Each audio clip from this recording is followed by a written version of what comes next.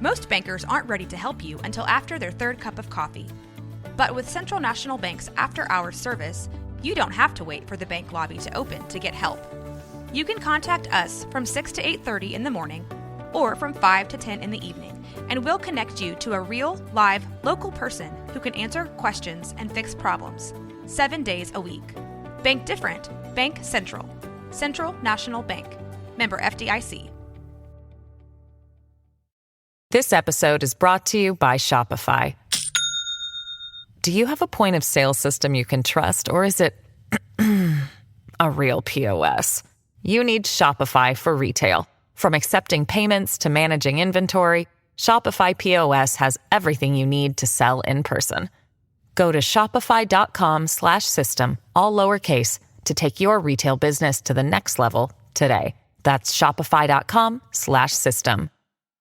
Caroline, you should tell them about the newest thing that Bloody Happy Hour is doing. A Patreon. It's a Patreon. What is that? That means you're basically like a VIP member, and there's 2 different levels that you can, subscribe to, and you get some perks. You maybe get like merch a little earlier. You get exclusive merch. You could get first dibs on signing up for a live show. You get episodes with no commercials. You get our video because our video is no longer available on YouTube. It is only on Patreon. And the most important to me is you get videos of our live shows. So if you are far away and you couldn't make our last live show, it will be on the website. We're going to record this future live show. It's going to be on Patreon, but also bonus episodes each month. You guys tell us all the time you want more episodes. This is a way for you to get more episodes. So you're going to get our basic Tuesday, Thursdays that we always put out, right? But if you're on a Patreon, you're VIP, you're going to get more. I can't wait to talk about in detail some more stories because I always have a lot of details I want to go to. I can law-splain. I might read a book. They just unsubscribed. This is also going to be the exclusive place that Dirty Chat is going to go to. So if that is breaking some of your hearts, just go ahead and subscribe now. In order to hear the full content, it's going to be Patreon. Where do they go again? Patreon.com/BloodyHappyHour. Don't forget to stay aware, stay alive, and always be DTF.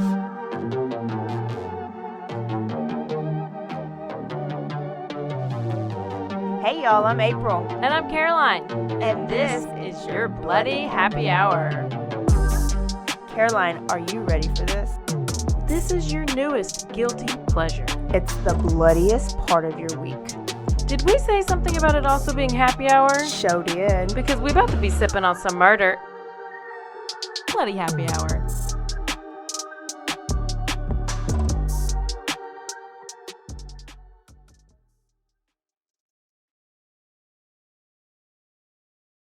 Hey y'all, this is April. And this is Caroline. Well, what's the show called? I think it's called Bloody Happy Hour. Well, this is it. That's our show. This is it. It's time to get bloody during this hour of happiness. Yes. In case you have been living under a rock, O.J. Simpson is officially dead and gone. He gone.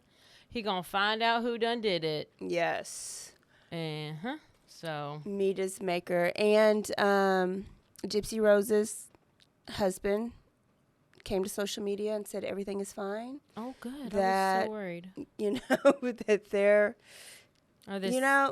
want to give too many details because it was all videoed up close and personal. Like whenever in their he documentary. Like when he brought the camera crew to the prison when she was getting released. All getting. Wow. We'll be able to see it in June. This couldn't have been on Netflix. Some kind of like money grab. No. Well, we have a story today that I was going to do a while back, but didn't because I needed more information. And we've got more information, so now I'm doing it. Let's do it. Where are we going? We're going to Utah, but it's not that. It's just like the edge of Utah. It's like Utah, Nevada. It's still Utah. It's still Utah. I know.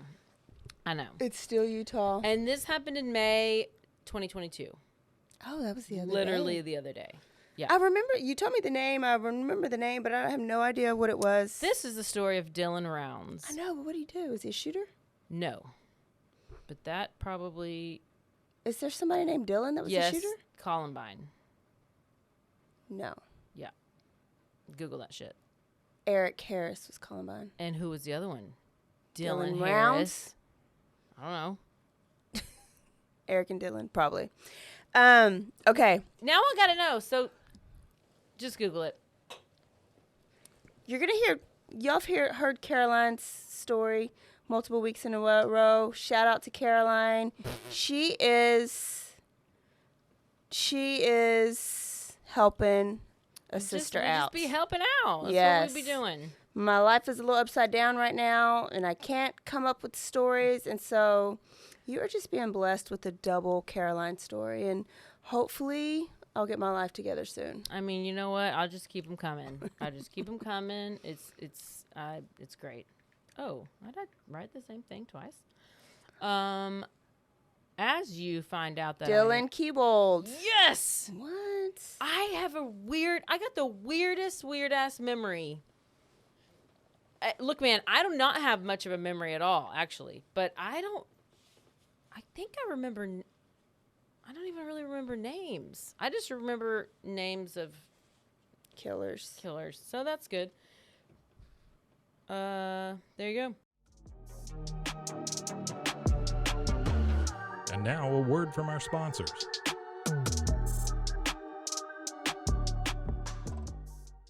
Hey, I'm Blair. And I'm Brittany. And we're the host of By the Cover Podcast. We cover everything from mysteries, thrillers, romance, chick lit, and even some smut. Don't forget the smut. Yeah.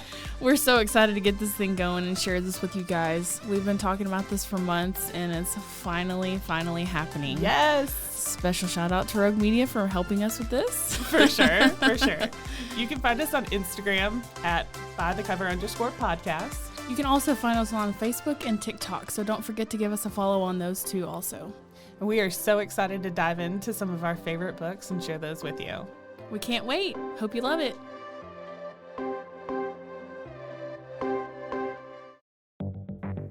Step into the unexpected with Cultastic, or How to Start a Cult Without Really Trying. A podcast where cult creation unfolds in the most unpredictable way.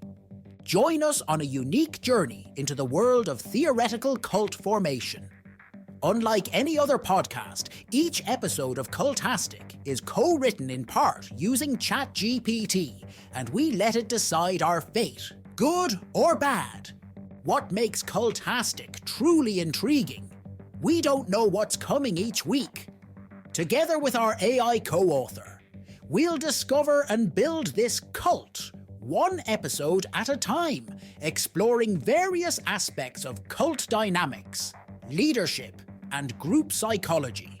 Delve into themes of charisma, influence, and the power of group thinking. It's a blend of expert analysis, theoretical exploration, and the unforeseen twists of AI-generated ideas.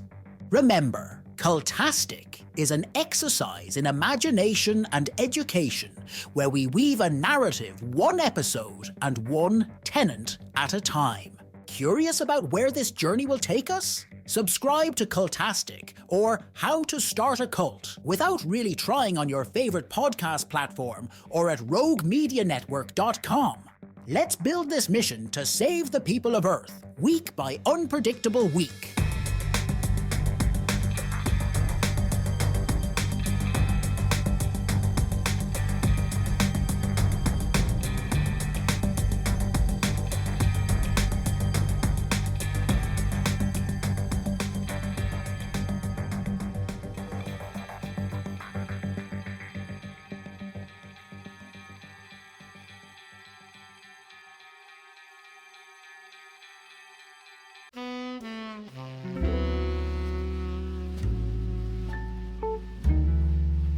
Ned Hillsdale, a hard-drinking, foul-mouthed ex-cop turned private detective in the city of Chicago.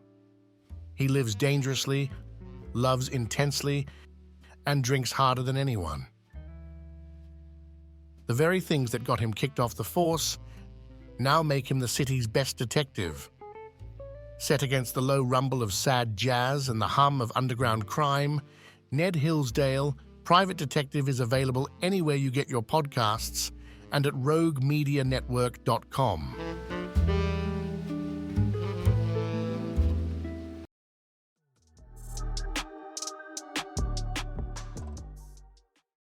Utah.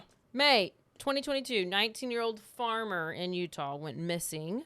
There was bizarre evidence. Maybe there was some suggestions of foul play. We were kind of like, you didn't know what was happening. And then he's in Utah. His family doesn't live there.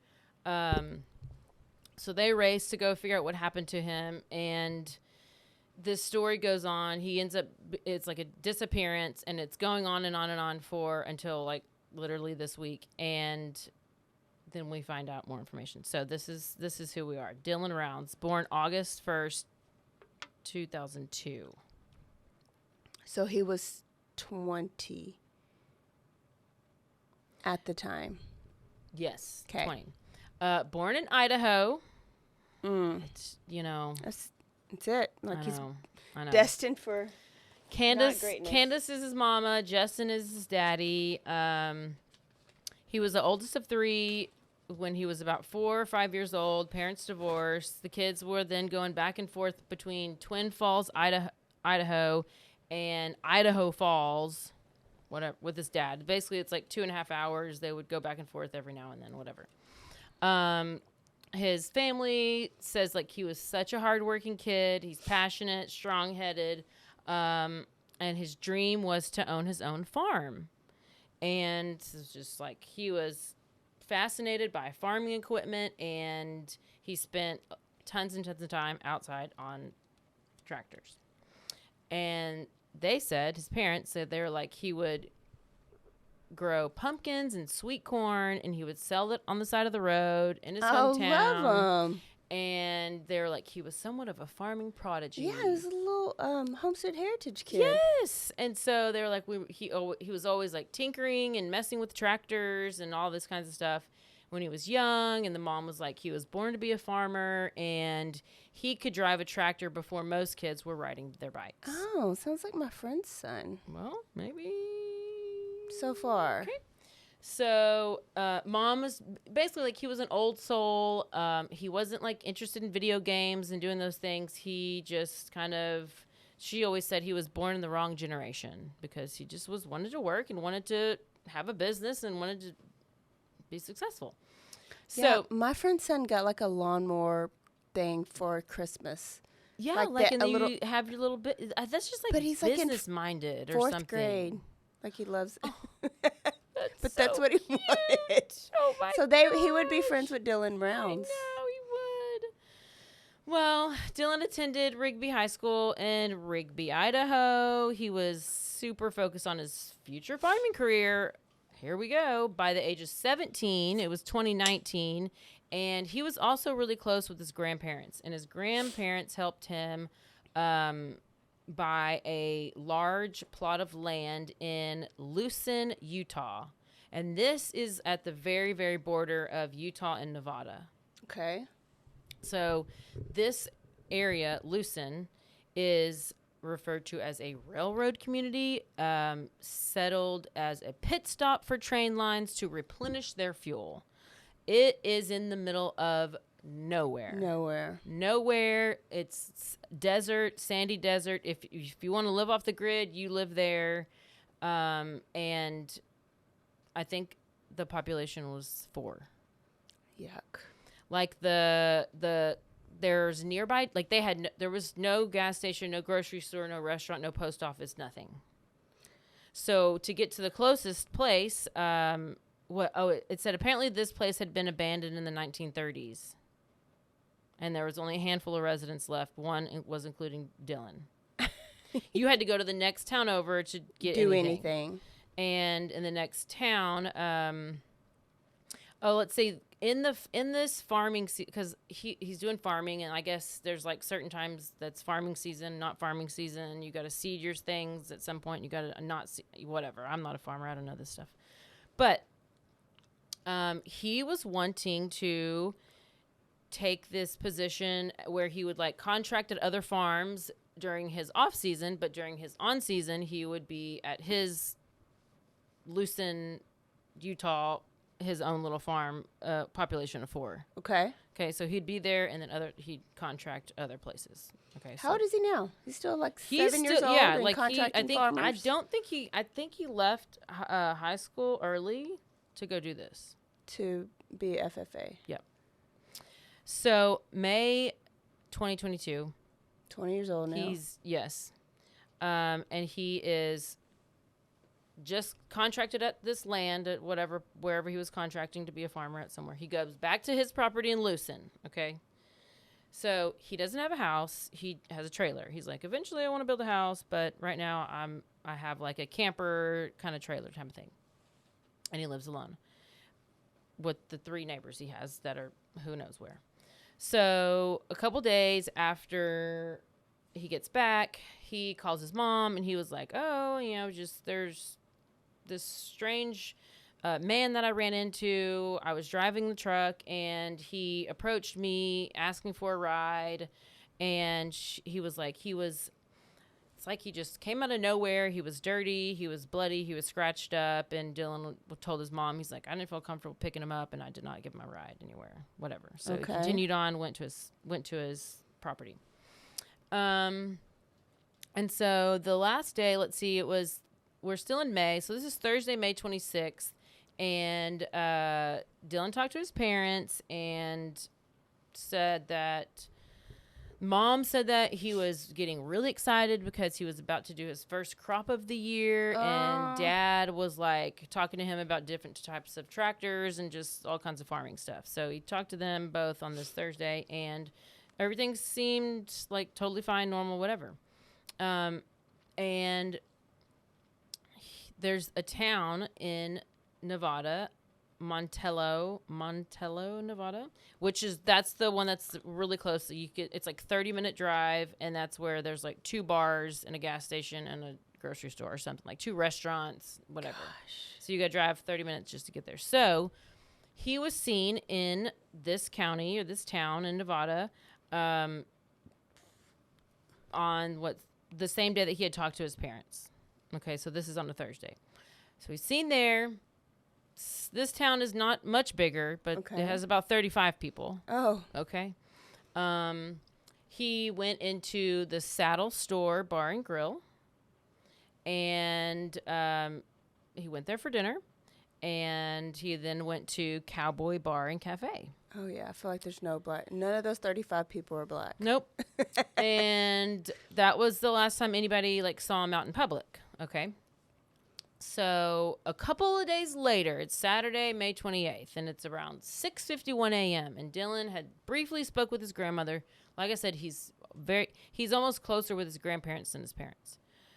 So he's talking to Grandma on the phone. He's like, "Oh, it's starting to rain. I need to pull my grain truck into the shed." I love him. Apparently, if you got these seeds you're gonna plant. The seeds cannot get wet. If they get wet, they get ruined. So he has to pull this truck with all these seeds in it, grain truck, into a covered area. Well, he doesn't have a covered area because he only has the trailer. So he had recently, as however long he's been there, he had met this guy who had a shed he was like, "Hey, if it ever rains, do you mind if I park my grain truck in here so it protects the grain so it doesn't ruin my whole seed crop situation?" And dude's like, "Yeah, no problem." So, talking to Grandma, he's like, "Oh, Grandma, it's about to start raining. I got to go and drive the truck over to the shed." And it's not far. It's like a 5-mile drive. Whatever. Okay. Not too far. So the shed is off of his property. Apparently, important to note that. So, Mom calls right around the same time, just checking in. He's like, "Oh, can't really talk right now. I'm trying to get my grain in because I don't want my seeds to get wet. I don't want to ruin my crop season. Blah blah blah. All this stuff. Don't want it to spoil." That's the last time he spoke to anyone. Okay. So, typically during like a week, he would talk to his parents a couple times, not daily.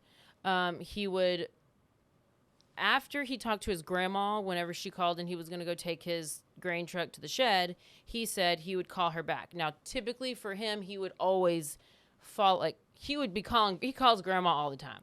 They'd be talking all the time. Yeah. So grandma thought it was weird. She's like, well, he didn't call me back and he always calls me back. And so she thought it was more weird that she didn't call back. Now, she still lives over with where the parents live, and I don't know why they're closer, but they're just all closer. Okay. So he also has a friend named Justin, and Justin had not heard from him in a couple of days either. Oh, man. So they're like, okay, we know that he's just getting ready for his first crop, so we don't want to jump to conclusions. But when the next day comes around, Sunday passes, nobody hears from him. They've repeated calls, repeated texts, everything goes unanswered. Now they're like alarmed. So they, grandma knew some people who lived pretty close to Lucin, where his property was, and asked if they would stop by, go check on him. They went, stopped by. They're like, there's nothing. There's no sign of him. We don't see him. Is his trailer there? Well, yes, his trailer's there. So then finally the very next day, they all drive down, the whole family. This is on Monday, May 30th. No. So it's just 2 days after he was last heard from. So they drive down, and when they got there, they said that the farm looked as like he had vanished in the middle of the workday. His truck was parked out in front, and his camper was unlocked. It was empty. There's no sign of his car keys or his phone. Wow. But his truck was there, but his car keys, but he didn't. But because I think he must have, because it's another grain car. Truck had to have been like a different something truck. Different. Okay. Right. His like pickup truck that he drove to town, and then his probably like a dump truck type thing. Truck with seeds in it. I don't know. So his real truck is there, but his grain truck is not there. Okay, because it's under the shed where he parked it. Right. So they finally call the police, and they file a missing persons report and do all the things. Everybody starts searching. Police start asking Mom questions. Is it possible he's running away? She's like, absolutely not. Like this is his dream. He's been doing this since he's like 0. And like, no, he would not just leave this. Like, was he dating anybody? No. Was there any type of love triangle? No. There was this weird guy, homeless guy. This weird guy. Mom said he seemed to be content, just happy with his life. She's like, this was his dream. Nothing. He was going to be farming and living his life. No drug abuse, no substance abuse, no mental issue, no depression, no suicidal thoughts, nothing. Everybody loved him. You know why? Because he lived off the land, Dylan, and he didn't have technology and cell phones. Exactly. And he didn't do all those things that depress you and make it all worse. Mm-hmm. There's the answer. His bank account was untouched. His cell phone activity was non-existent. And that made it seem a little bit more sus. And the last time that his phone had pinged was about 9 hours after he had hung up with Grandma.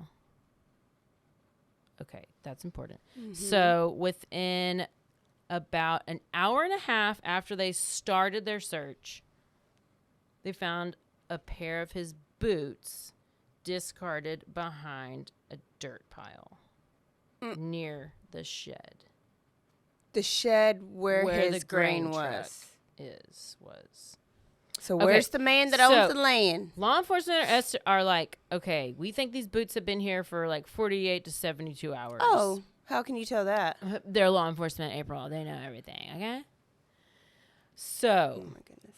From where his grain truck is parked and where his boots were found, this is about 100 yards away.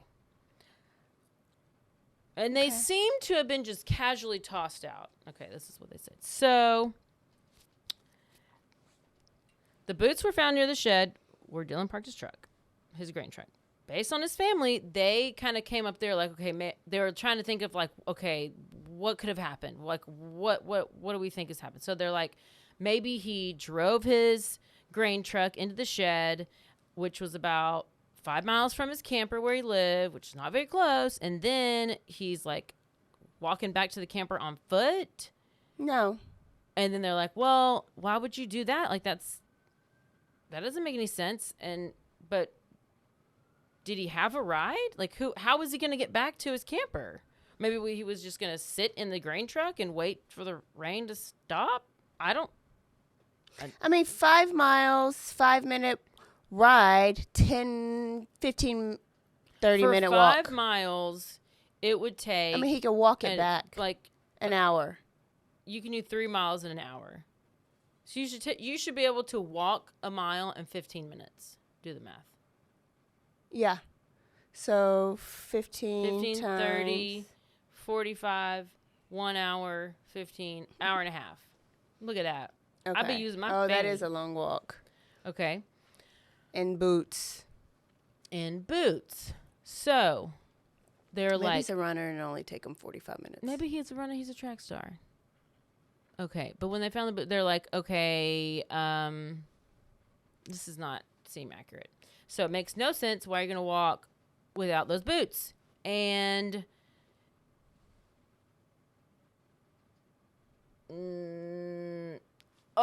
he was very, very, very particular about his boots. So these boots, it's like Bootgate. Like, it's a whole thing. So he basically he had one pair of boots. He would wear them until they were like falling apart. Then he would go out and buy the exact same pair of boots. Wear them until they fall apart. Exact same boots. Wear them till they fall apart. Like, that's... Wow. So it was a big deal and a big, huge clue that he wouldn't just discard of his only pair of boots, especially because he would most likely wear them in the rain until they fell off. You know, like if he was walking. Okay.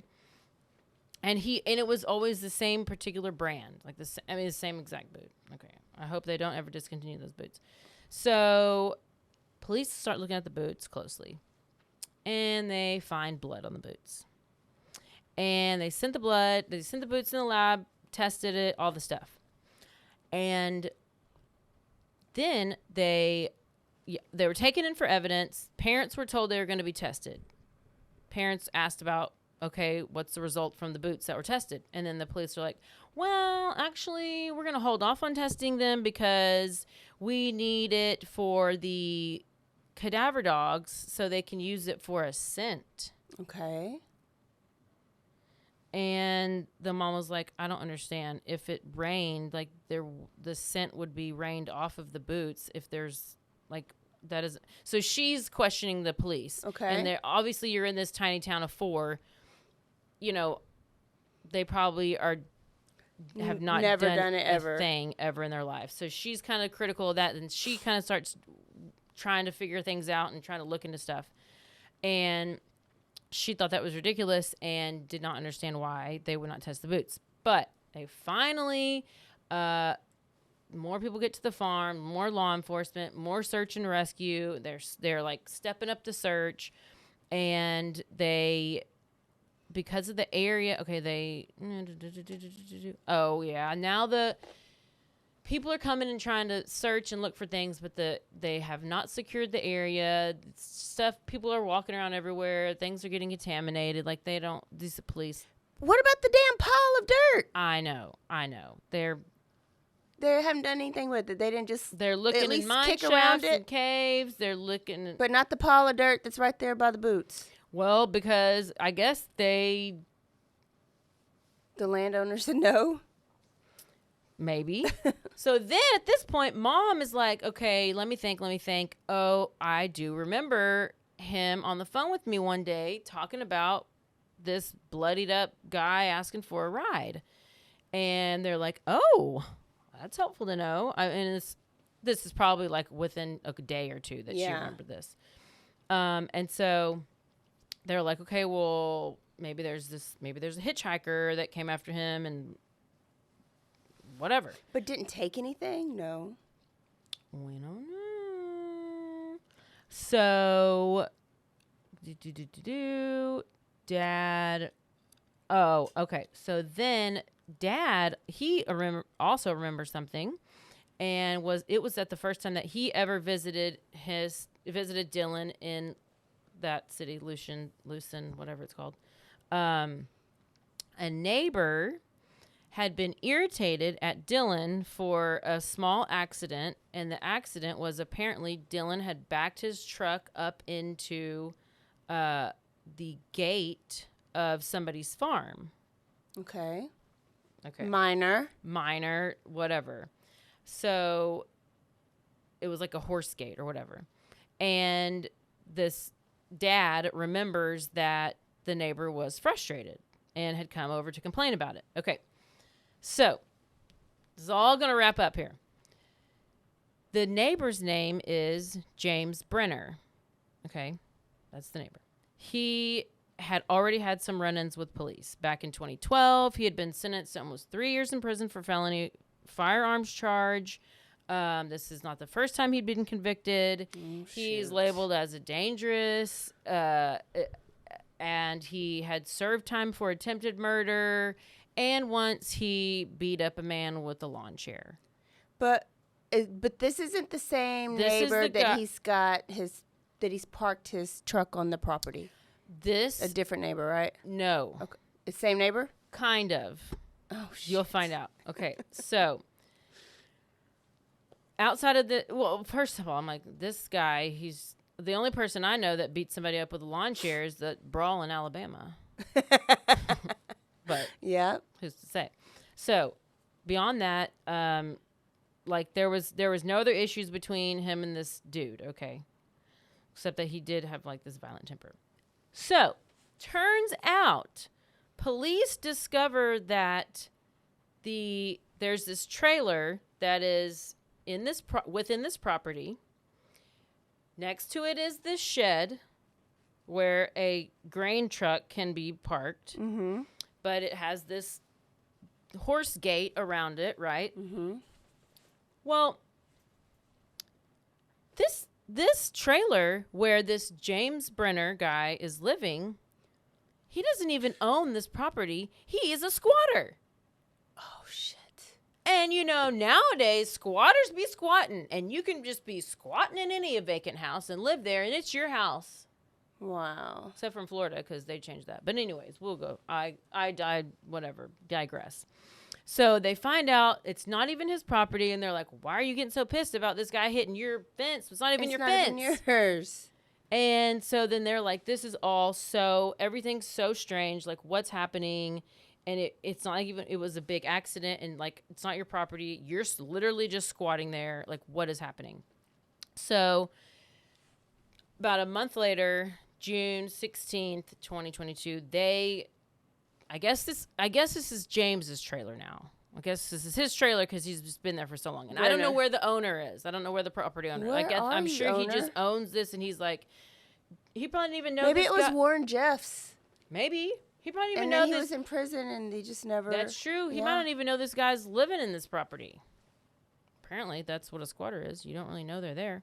So they search the property. They don't find a gun, but they find, like, bullets and gun paraphernalia. They ammunition, a muzzle loader rifle, blah blah blah blah blah.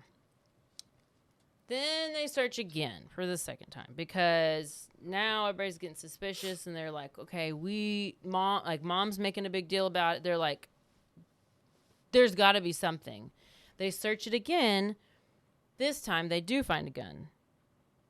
In this trailer. Mm-hmm. In this trailer, which is by this shed where the grain truck is parked, where the boots were Who's found. searching? Mama searching now? No, she just was, like, posting on social media, and she's just, like, putting stuff out there, like, because she doesn't think the police are doing shit, and she's like, they're probably not. Yeah, and she's like, y'all searched it, but did you really search it? Like, maybe try to search it, like, maybe do a more thorough search. Yeah. Well, and they find that there is a gun. But they could not pin it on him yet because but they were able to arrest him on possession of a firearm because since he is a felon, convicted felon, or had been arrested, he's not allowed to have firearm. So they're like, okay, maybe we think that he did it, but we at least can get him. We can at least get him on this. We can't arrest him on murder. On a murder yet. Right. Okay. So, on that same day that they found the gun, they found a lot more other stuff as well. I don't know if he just hid all of it or whatever. So then it was, I think, later that day, the next day, they came across even more evidence. And it was the discovery of Dylan's phone. I just know it was a discovery of the phone. Okay. On that same day. So it was around that property near the trailer.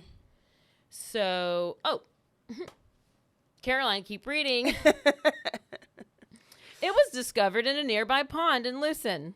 Oh, shit. So it threw it in a pond. It's like I knew this it's so long ago. Yeah.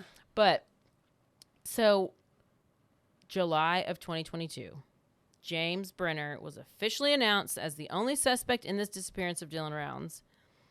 Meanwhile, the family's still looking for him, like remains or like what's happening.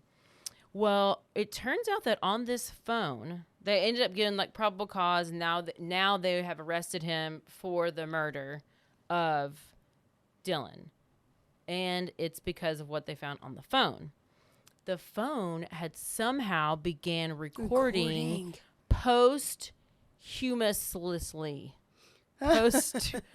Posthumous. Yeah. That means after death. Postmortem. I wonder. And it showed James Brenner wearing a blood-soaked T-shirt. Video recording. Yes, his phone. Yeah, he had the phone. The phone started recording. Yeah, video. He knew what he was doing. I don't know. Why Dylan. would you? It would. Maybe he was about to record a video for his grandma. Apparently, it had recorded. It was like a 30-minute long thing. So he probably. I don't know. Wow. So they see the James guy. He's wearing a blood-soaked shirt. He's cleaning a gun. Videos on the phone, and they're like, how did this start recording? And the mom was saying, like, maybe it was like he took the phone out and he hit the wrong button, swiped something wrong. They don't have any clue how it started recording. So the time lapse was taken just 30 minutes after Dylan had spoken on the phone with his grandma. So it was like that quick. So everything that happened within like 32 minutes. And they still did not know what happened to him or where he was. So they have the guy in custody. This is when I wanted to. They have blood. They have video. Yes. They have. Yes. But they don't know where he is. Yes. And can you convict without a body? I don't know. In some states, well, Adam Montgomery was convicted, and they still don't have her body. Okay. That's his daughter. So I guess in some states you can't. Do we have a murder weapon? No, because we don't know how he died. We don't know. Yeah. Shit, that's a hard case. So, there were some other connections to him on the phone. Washing the blood off of himself, blood-soaked shirt, and blah blah blah. That I think at that point that was all really. That point, that's all we had, and they weren't letting anything else out. And this is when, because they found all that real quick, and then it was done. Yes, this was in like June, July 2022. Okay, that's whenever they find the phone, they get the guy there, and then it's like nothing, like crickets, because the parents are like, well, what do we do now? Like, obviously, like. Is there DNA? I mean, there's all kinds of stuff that's going around. Like, was there some kind of a relationship, a jealous thing? Like, what happened? Was there... Yeah, whatever. I need answers. I know. So, turns out that we just found out, like, 2 seconds ago. Let me read this one part. Was he the homeless guy, too? Was he the homeless guy and then went and squatted? Well, yeah, he was a homeless guy and went and squatted. Well, but is he the one that Dylan saw, I wonder? Oh. Like, could that be the same person? Yeah. So,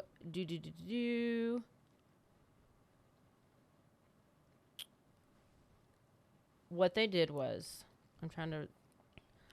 let me tell you what he's charged. He was charged with aggravated murder. So he was charged. When he got arrested, he was charged, but they just didn't have the body, right? Mm-hmm. Charged with aggravated murder and abuse or desecration of a human body in connection with Dylan's death. And he agreed to a plea deal. Oh, shit. With police to lead them to his remains. And usually when they do that, they get the okay from the family. Yes. I would. Yeah. So, he led authorities to the location of Dylan's burial site. And it was in that fucking pile that they should have... On Tuesday, April the 9th. Yesterday. What's today? I don't know, but it was Monday. It was literally like the other day. Today's the 13th. Wow. Yes. And where was it? Family members were told around 11 a.m. that his body had been found. And we just know it's in a small burial site, and it was found around 11 a.m. Our family members were told at 11 a.m. Now, what we don't know is, we don't know, that's the thing, what happened, or maybe the police know. We don't know the deal that they made. We don't know the cause of death, because what's coming out in reports is that they're saying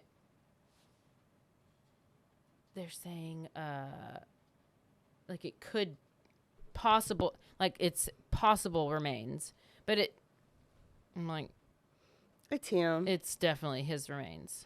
They have to say possible until they do the... Yeah. But what's funny is that they said they're going to do DNA. The teeth matching, but I thought they said that didn't, I guess it doesn't match if you're bitten someone. They can't use that to convict. They can just use that to identify. They were using bite marks to convict killers. And that is a sketchy science, but your tooth is your tooth. There's no way to... That's not sketchy science. He was recovered in the remote western Box Elder County area of Lucin. Whatever the hell that means.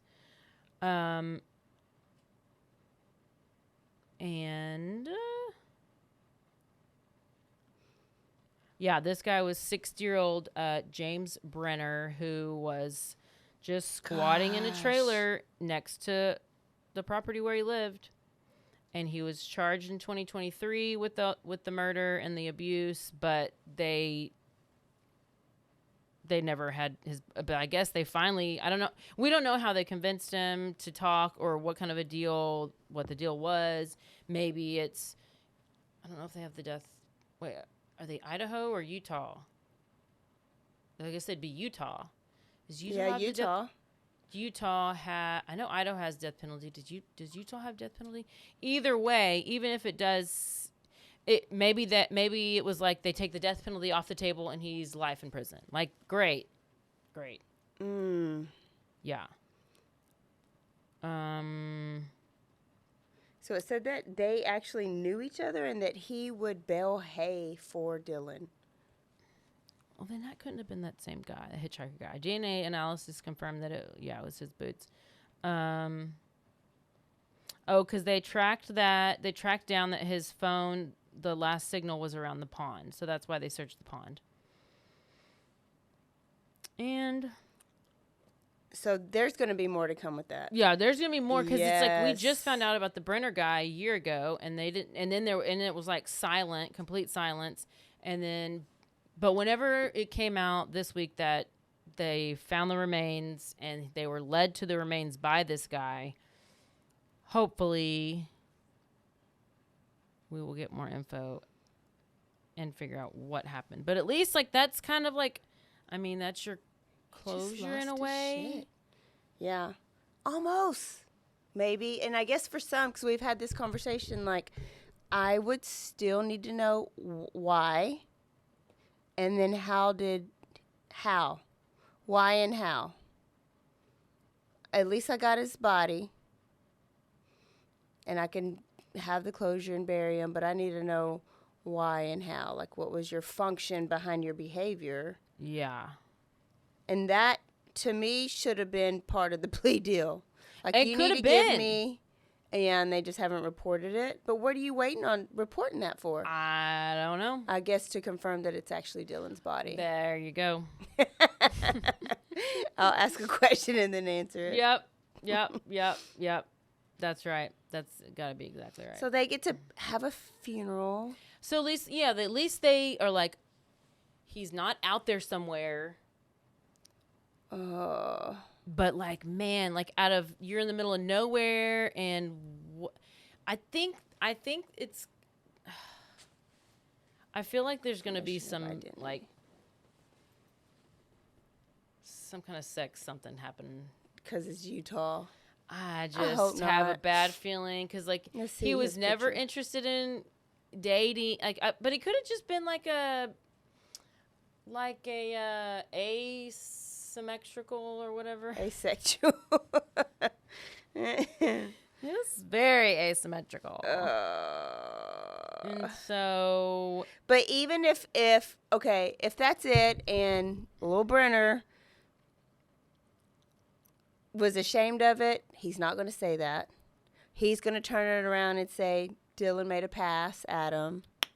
Like, we're probably, even if he does. These people, they're not even. I mean, Dylan's a cutie. Ooh. I know. He looks. Dylan is a cutie, but that old man. Yeah. That old man probably wanted to get him, probably tried to attack him. He was probably plotting, and he probably Dylan probably fought back. He was 61 years old. Yeah. Dylan was like, what, 19. 20, 22, 19? I don't know math, yeah. I don't either, but that guy's, like, gross looking. Like, he looks like the Unabomber. And he's a squatter. So his remains were found, and we will just have to wait to see if that all comes out. But they can't leave it here. Like, they can't just say, okay, done, close case. Can they? No, they got to give us the reason. Well, yeah, but will they? Oh, my goodness. We're going to have to go up to Utah. Hell, Y'all, I ain't never going to Utah. And then especially the most rural part of Utah. I love Dylan. I love his heart. I love that his passion is nothing like any of the passion of these crazy teenagers now. He didn't want to have anything to do with the craziness. And then he just got taken advantage of for being his special him. He just didn't want his grain to get wet. He just didn't want his grain to get wet. And he was so responsible. He was taking it into the shed. He already, I guess, talked to that guy a year ago when he got there. Or maybe he talked to... No, we don't know. Okay. Well, hopefully there's a follow-up on that story and we'll know a little bit more what happened. It's so sad. But you know what? I was thinking they waited. They didn't hear from him one day, and then they didn't hear from him on Sunday, and they waited the next day to go down there. So they went down there on that Monday instead of like that Sunday. So I would have been like, I should have went down on Sunday. What if I could have prevented it or saved him? Or he was dead within 30 minutes of him getting off the phone with Granny. Terrible. That would probably make me feel a little bit better, I guess. Horrible. Okay. Horrible. Poor that was a good one. Dylan. I'm glad that he's maybe at least got a little bit of... Well, I'm glad Dylan wasn't the killer because I did like him. And that's a little bit of a suspect of a name, Dylan Rounds. He sounds like he would be a shooter. Dylan Rounds sounds like a shooter. It sounds like a normal name. You're thinking rounds of like bullet rounds. Yes, sounds like a school shooter. You're thinking of Dylan, who we just looked up to. Yes, know he was I guess Columbine. so. But Dylan. What's the little kid that shot up the church? Well, which damn church? I don't know. Everybody's shooting up everything in nowadays. South Carolina. I don't even know about that. The little boy looks like a little fetal alcohol. Shot up a church? Oh, the racist one? Yeah. Oh, I don't even know. I thought that was Dylan Rounds. Whatever happened to this kid? And they offered him a Whataburger on the way to the. Well, they do that shit to guys to keep you talking. I guess. He was a little fetal alcohol looking kid. That's who I thought was Dylan Rounds this whole time. Oh, no. I was waiting for Dylan Rounds to go crazy. Who was it? What's that kid's name? South Carolina church shooter. Is it Dylan Rounds? Dylan Roof! What? That's what I was thinking of the whole time. Roof? R-O-O-F? Yes, his name is Dylan Roof. I don't remember ever hearing about this. My principal's daughter plays softball for that college, and she goes and visits. Okay, don't name your kid Dylan because they're going to be some kind of a shooter or they're going to get murdered. Yeah. So. Look. He's scary looking. Yeah. That I was waiting for him to be a shooter. Whatever happened to him? Is he in jail? I would hope. Did he just say guilty and leave and get sentenced? Because, death. Nicholas 9 consecutive life sentences without the possibility of parole, plus 95 years. Charleston, South Carolina. Is he going to be put to death? No. Just life in jail. Wait, it says federal death, South Carolina. I don't know. Can you be tried 2 different things? Let's just cover the story. No. I don't feel like talking about him. No. Neo-Nazism, white supremacy, oh, far-right hell. extremism, anti-black racism. He's all the things. But anyways, my principal goes down there and she is going to send me a picture of the church, like in front of the church. Because it's like this one downtown. Yeah, that's the kid who just walked in and just started shooting. Okay, well, I'm glad Dylan Rounds wasn't. I'm glad Dylan Rounds was not Dylan Roof because I don't even want to look at that kid, much less talk about him. He just had a birthday. They all FLKs, those shooters. They're looking funny. FLKs? Funny looking kids. Oh. All right, y'all. We'll see y'all next week on a whole new week of Bloody Happy Hour. That's it. Yeah. Don't forget to stay aware, stay alive, and always be DTF. Goodbye, y'all. Bye.